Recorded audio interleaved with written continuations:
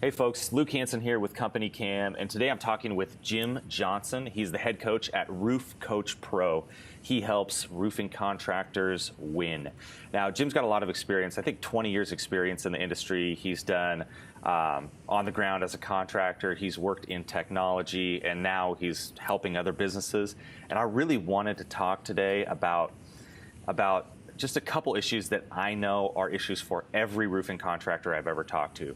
And they're hiring, training, and then acquiring and using technology.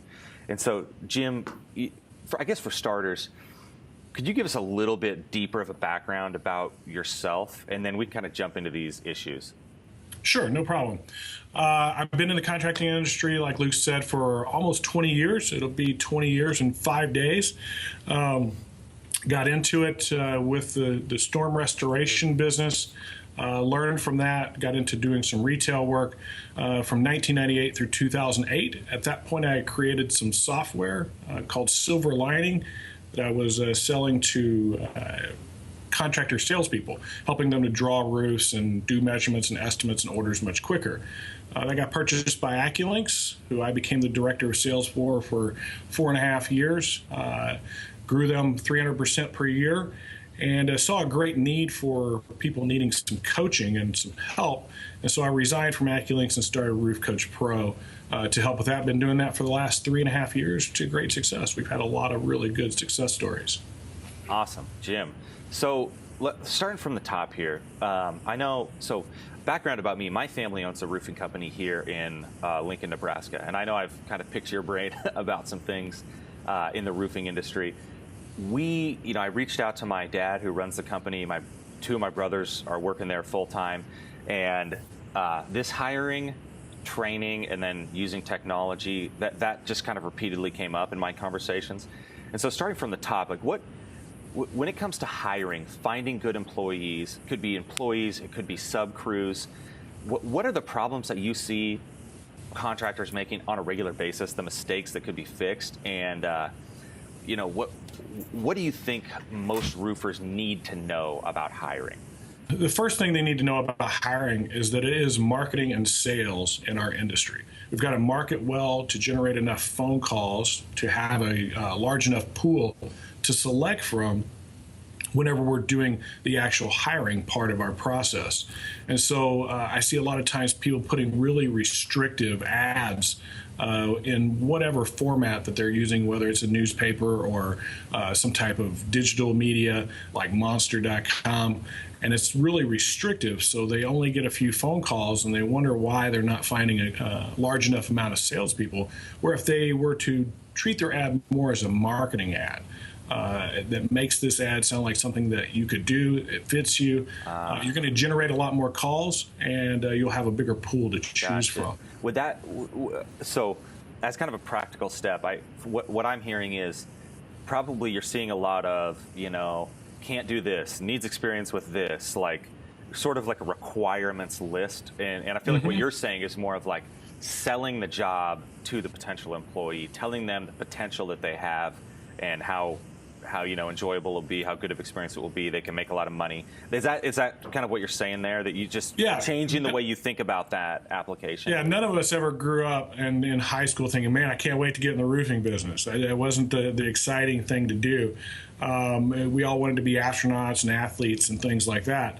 But whenever somebody comes in to interview with your business, you've got to talk to them about more than just being a roofing company. Your culture, the opportunity that presents itself, how this can be a career, how it's something that you can actually be proud of to work in this industry, because we do help a lot of homeowners get their lives right again. Gotcha. So I think that's really good advice. Are there some tactics you've seen, like whether it be a newspaper ad, Craigslist, using your current employees to reach out? Are there a set of kind of tangible things that you recommend doing when you're looking for, let's say, a new salesperson or a new operations guy? Like where would you start, or where would you advise your companies to start? I actually still believe strongly in the newspaper. You'd be surprised how many phone calls we get from the newspaper and Craigslist, kind of that the paper format. Yeah. If you want to think of it that way. Craigslist is free, so that's a great resource to always use whenever you're out advertising. The newspaper, that's still something that people go to on Sundays and Wednesdays looking for jobs for whatever reason. Those seem to be the big days. And to keep our ads simple, put in the potential for pay, that training is provided, outgoing personalities are needed, maybe the ability to carry a ladder so people realize it, and maybe think about not actually advertising it as roofing salesperson. Think of it as maybe home inspector. That sounds a little bit different. It'll generate some interest and get some people to call you. And then you can get into more about what it is that you do once you have somebody on the phone. So let's say I'm hiring a sales guy, a salesperson, okay? Are there a top 2 or 3, whether they be characteristics or, I'm curious to kind of, what do you think is the most important thing when evaluating a new potential sales hire? What are you looking for? Luke, that's a great question. We actually coach on this quite a bit. We have a hiring process that we follow here at Roof Coach Pro. It's strong on the marketing side with the advertisements, which we've already talked about. And once we generate some interest, we send a questionnaire out to them to see if they'll actually do what we ask them to do, fill out some paperwork, Gotcha, yeah. Understand technology and email and how to use it. Just some basic requirements to figure out if this person actually fits our culture and what we're going to do. But once I get them in and I'm doing some interviewing, we actually have several traits that we're looking for, but you asked for the top 2. I'm really looking for work ethic. Number 1, what is their work ethic? And we have some questions that we've designed to bring that out without directly asking. A lot of people say, hey, do you consider yourself a hard worker? Well, who says no to that? You're at the job interview telling them you're a lazy bum. I mean, that's not right. not going to happen. You've got to be a little bit smarter than that whenever you interview. So you ask questions about their past jobs and maybe what they've experienced before, giving you examples of how they've done their day and done their work. And you can start to read between the lines on their work ethic. And then the other one is perseverance, that ability or toleration to handle somebody saying no to you. Yeah. And we'll usually do something along the lines of telling somebody in an interview that we don't agree with them and what their point of view is, see if they stand up for themselves and stick to it and their point of view, or if they just kind of cower down and go with our. Interesting. I feel like almost like a general positivity could roll into that a little bit, into the perseverance aspect. That so maybe you get turned down. Maybe you get turned down 5 times in a row. And this idea that you still feel like you're going to sell the next one. Just that you see, just tell some people have that they're not. It's kind of the old saying, that no got me one more closer to yes. Yeah. And having that kind of attitude, like, boy, I got that one out of the way. I'm going to get a yes here in a few minutes. And having that kind of attitude. There's several more traits that we're looking for whenever we're doing hiring.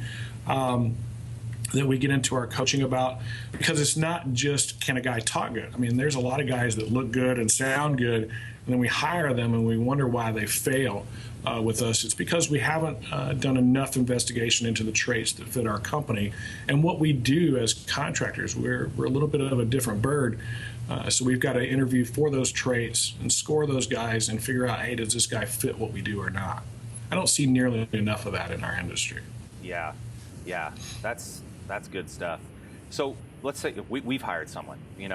We've got them, and I tell you what, I wanted to move on to training there, but I want to wait a second and talk about kind of we talked more about the sales side and finding sales people and what we're looking for there.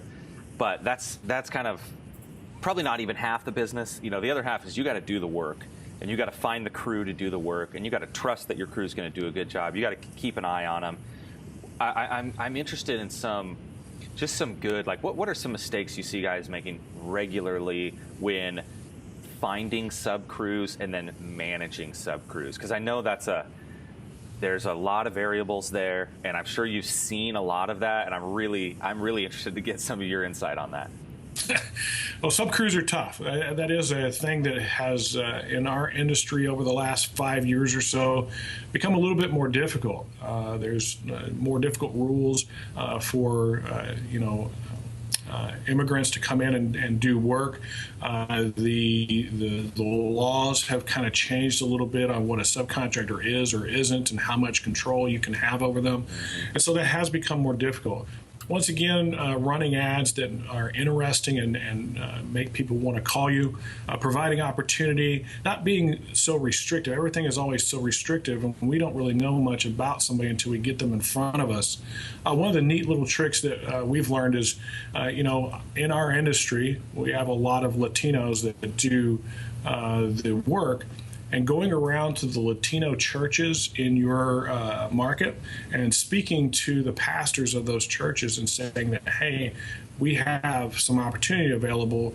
If you have some people that are in that field, send them to us. We'll take care of them. There's the old tactics of going to the supplier and meeting some crews and stuff like that. But I kind of find that a little bit too much going after somebody else's guy. And I don't really believe in that a whole lot. I'd rather go get them in a different way and a different fashion. The other thing is, there are cities, especially when you're dealing with storm damage and you have this real large change in volume, you start to run short of supply of crews. Think about advertising in other cities that are cities that do get damaged but may not have damage that year, and these guys are starting to get desperate for work. We can interview them and bring them in and see if we can get them working there in our locale. Well, I really like that idea of going to the local church. I mean, that's very clever. That just, you feel like you kind of get someone who could speak to, even just meeting someone in that context would almost set up a different kind of relationship with that crew than if you bumped into them at the supplier or if they just responded to a random ad. You're almost sort of part of their community at that point. You're not fully involved in it, but that is just really. Did you think that really is that kind of is the goal with your crews, is to be involved with them and their community and their families. One of the things that we did on a consistent basis every single year, twice a year, Memorial Day and Labor Day, we brought all the crews out to my place. We'd usually have 300 or 400 guys there, and we'd have a big barbecue, we'd shoot trap, we'd do all kinds of games and things like that, and get to know their families and be even more than just, hey, show up, here's your order, and go to work. Making sure that when they're out on the job, you asked this question earlier, what do you do once they're working? When they're out on the job, care about them. Bring them a 5-gallon pail of not just water, but bring some Gatorade. We had 5-gallon igloo pails in a storeroom at our office. Every sales guy would have access to one. We had Gatorade packets. Guys would bring them out. We'd tell them to bring them lunch 2 or 3 times a week. These guys are working their butts off, and if we take care of them, they're going to work for us and work for us forever. Yep, we do that. So my family roofing company, White Castle Roofing, we'd have all the guys out and we'd do paintball a couple times a year. So every crew would be a team and we'd face off. It was a lot of fun. It's fantastic. And it works, it is really nice because you really getting to know people outside of that work context. I mean, it's the way that every insurance guy treats you. They want to take you golfing and they want to, they want to build that relationship because it really matters. So that's enough about hiring. Let's move over to training. So we've hired a sales guy. We're working with a crew. Starting from the sales side, what are kind of the same thing? What are some key thoughts on training, on getting that guy up to speed fast and feeling like you can trust him out in the field to represent your company? That one's actually pretty simple. We do, like I said, we do coaching every single day, and it's repetitive. Almost every single company, I would say 98% of the companies that we work with, have really no training program other than, hey, go ride with this veteran, listen to what that veteran has to say, copy what he has to say, and then you start doing that. And that's kind of the traditional training program in our industry because we don't take it to that next level. And so having a designed training program that works on the basics first and just understanding terminology. A lot of us go after veteran salespeople, which those veteran salespeople, in my opinion, in most cases have gotten to a level where they expect certain things. And I would rather hire a new guy, train him from the ground up, give him all the roofing terminology, sales techniques, our presentation, and having a presentation that a guy can use. That's a big thing. Yeah. Especially in the beginning. Imagine when you start, you're listening to a guy, you can only remember 10% of what he has to say. And then you go out there and you fumble around until experience takes over and you start to gain a little bit of success. Where if you had a presentation to follow, it would keep you on track with the things that you need to say and the order in which you need to say them. Whether you used it in detail each and every time is not really important. Just knowing that that order leads to that sale. Gotcha. That's good stuff. Is there any training that you would do with a sub crew? I mean, you hire a crew. You want to hire a crew that knows how to roof a house or commercial building. But I imagine there's some really good things you can do to set expectations and to kind of get that relationship going in the right direction when you start. I'm wondering how you think about that. Well, in our offices, we had a storage area, and in that storage area, we had a little roof built, okay? And so if a crew wanted to come to work for us, we had a little bit of step flashing on there, some drip edge, underlayment, shingles, all the key things that we were really concerned about. We even had a little chimney on there and how we wanted to have it flashed. And so a crew would come in, and we would test them. We want to, re-roof this little roof right here. Here's some shingles. Tear that one off. Show us how you're going to prep it.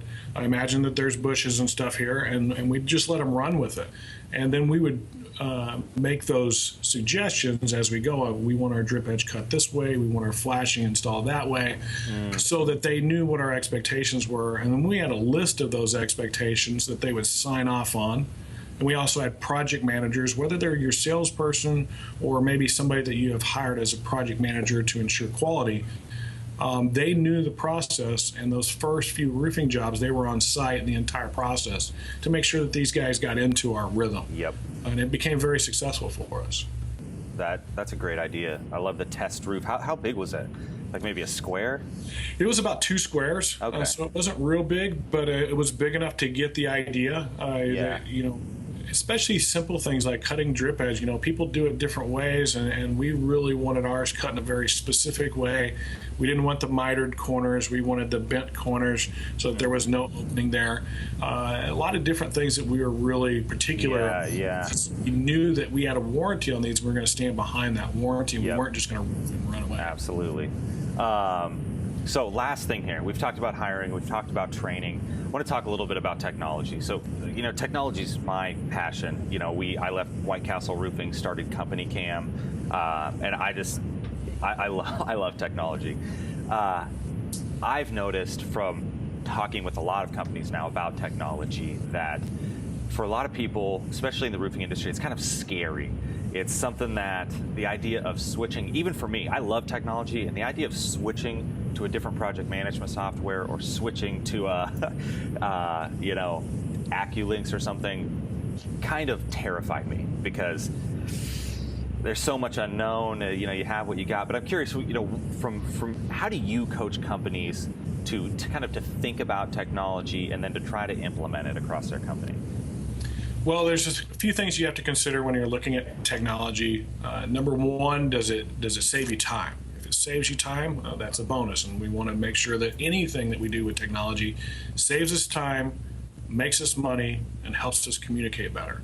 All of those things are going to make for a better experience for our salespeople, our production staff, and our customer.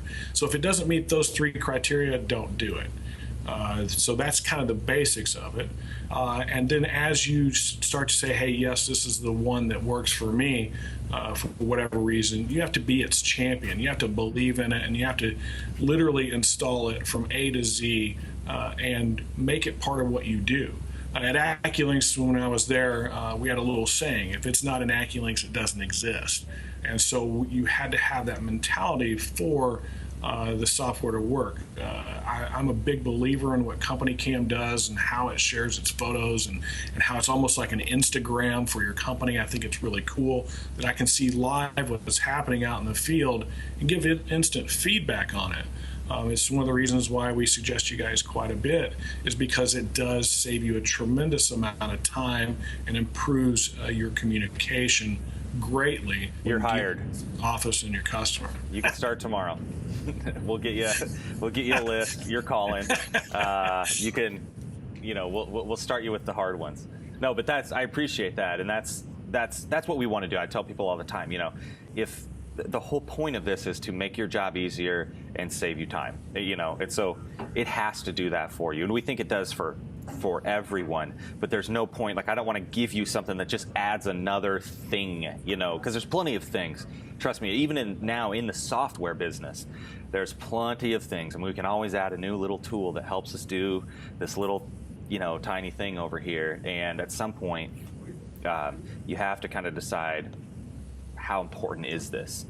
Yeah, that's why we've taken the training. I'm a technology guy too. I dig it. I love it. I think it really does do those things that I look for, which is save time, make you money, and help you communicate better. And one of those areas you asked me about earlier was training, and that's why we took ours to technology, where we can make training available 24/7, 365 days a year, so guys can get better at what they do. Technology can give us a huge advantage in those areas to help us grow and scale our companies in a way we never could before. Yep. So one thing I wonder about, now there's so many places where your company can gain visibility. Your website matters. People are on social. A lot of people still advertise on billboards, but you pull up to a stoplight, you look at the person next to you, they're not looking at a billboard, they're looking at their phone. And it's thinking of where, from a company's marketing perspective, I'm wondering where you feel like we should be putting our resources. Should we be, how important is my website? How important is my presence on social media? How important is, me being found on Google? It all kind of matters, but I'm curious, if you recommend a big holistic strategy, or how you encourage your companies to think about this. It really depends on the company. How technology savvy you are. It depends on how much of that you're going to take on. I'm a strong believer still to this day in having a great website. That's the most important thing, because everything else will drive from that. So if you have a great website and you do your SEO portion of that correctly, and you get into doing Google AdWords and pay-per-click and things like that, where you're generating some interest in people, driving people to your site, you can capture that information and start to become more of a marketer through email marketing and staying in contact with your customers. Now, you don't want to go out there and email market people, hey, there's a 10% discount on roofing this week. You want to market them on valuable things. So maybe you have a do-it-yourself newsletter, and you market to them on valuable things for do-it-yourselfers at home. So how to pressure wash a driveway correctly, how to sand and reseal a deck, and some of those things that you may not do, but that you can send out a newsletter on that people see as valuable. Mm-hmm. The more that they see that you're providing them value, you're going to be the first thing that comes to mind whenever they do need a roof or some siding or whatever else it may be that you do exterior. And there's just credibility there.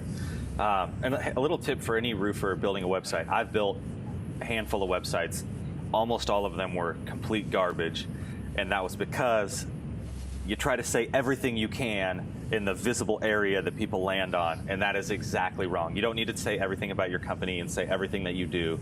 When someone comes to your website, what do you want them to do? Do you want them to call you? Do you want them to get a free estimate? Do you want them to, see some of your projects? Usually you want to get a lead out of that, and so you need to build the entire thing thinking of what do you want them to do. And that's just I've made that mistake so many times, and it took me so long. You read the marketing, you read the experts on how to do it, and you still do it wrong until you finally internalize that you don't have to just splatter everything about your company. And I look at a lot of roofing company websites now. Every time someone signs up, we kind of see, who is this company? And some of them are really fantastic. A lot of them aren't, and that really matters. I know for our generation, under 40, that website says it's not that you expect your roofing company to be incredible at web development or making amazing websites, but it says something to me about the company that they at least care about trying and that they know that that's important. I mean, if I go to hire a plumber or an electrician or someone to cut my grass even, I don't care if they're good at making a website, but I want their website to at least look like they tried and like it's something that they understand matters. Because to people, kind of the younger generation, I don't know, to me, as you get older, younger becomes, someone 5 years older than you is younger. But that's my little rant about websites. That's a great point. I mean, that's the attitude. What do you want your website to do? If you want it to generate leads, then you need to design it around that. If you want it more as an asset and a sales and marketing tool for your salespeople and for people whenever you meet them as a customer, then that's a whole different process. I'm more about generating leads. I want it to get somebody to call. But I've seen both versions work, and I've seen them both do very well. You still got to have that stuff there for that engineer type mentality person, so they can go in and find the detail about you. But that first page should be all about what it is that you want them to do. Absolutely. Well, hey Jim, I'll tell you what, we're approaching 30 minutes here, so I want to let you go. And this has been great. This has been super helpful, and I really think that any roofing contractor watching this is going to at least be able to grab a few things out of here that they can think about in their business. If someone wants to know more about Roof Coach Pro and how they can work with you or access some of your resources, where do they go? What would be a first step for them to come and find you?